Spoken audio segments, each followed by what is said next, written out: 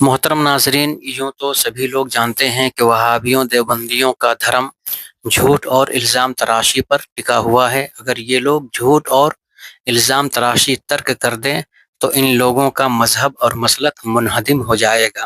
اس لیے یہ لوگ اپنے مسلک کو بچانے کے لیے اکثر و بیشتر اہل سنت پر الزام لگاتے ہیں اور کہتے ہیں کہ درگاہ میں جا کر کے یہ لوگ شرک اور بدعت کیا کرتے ہیں۔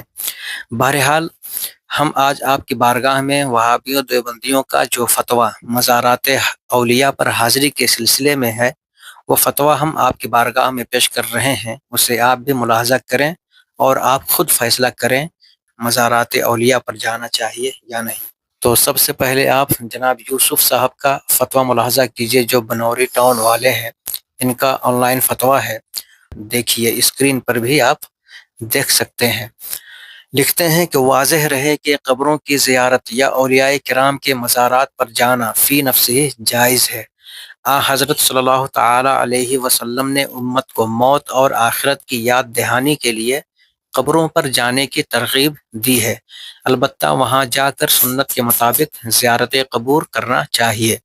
مزارات پر اس نیت اور عقیدہ جانا کہ صاحب مزار نفع و نقصان کا اختیار رکھتا ہے، اسی طرح ان کی قبروں کے سامنے عاجزی و انکساری ظاہر کر کے ان سے مرادیں مانگنا جائز نہیں ہے۔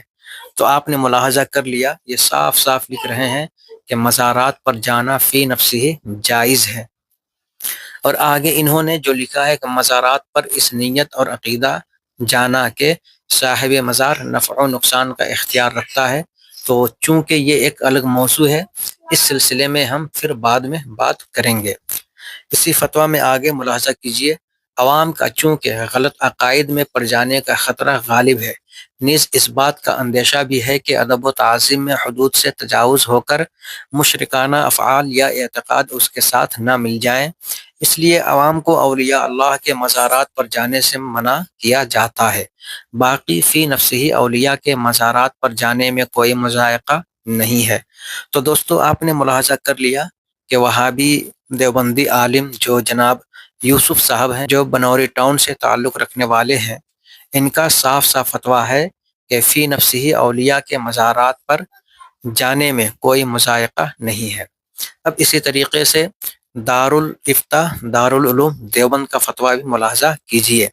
لکھتے ہیں، مزارات پر حاضری فی نفسہ ممنوع نہیں ہے، زیارت مزارات پر حاضری فی نفسہ ممنوع نہیں ہے، زیارت قبور ثابت ہے، اس سے موت و آخرت کی یاد پیدا ہوتی ہے۔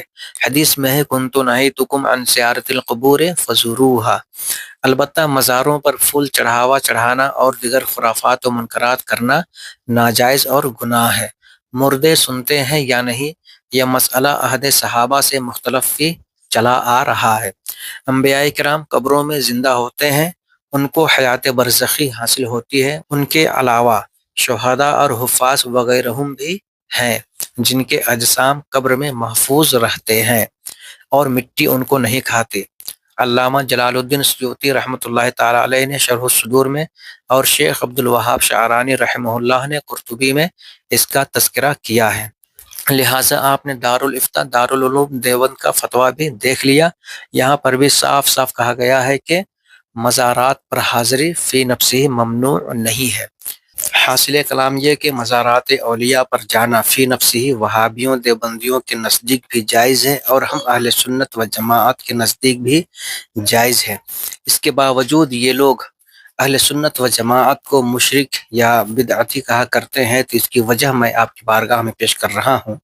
وجہ یہ ہے چونکہ ان کے 4 اکابر پر کفر کا فتویٰ لگا ہوا ہے۔ اب ان کفر کے فتووں پر پردہ ڈالنے کے لیے یہ لوگ اہل سنت و جماعت کو مشرک یا بدعتی کہہ کر کے الجھانے کی کوشش کرتے ہیں، تاکہ اہل سنت و جماعت کے علماء نیاز و فاتحہ اور زیارت قبور کے مسئلے پر الجھے رہیں اور اکابر اربعہ کے کفر کو بھول جائیں۔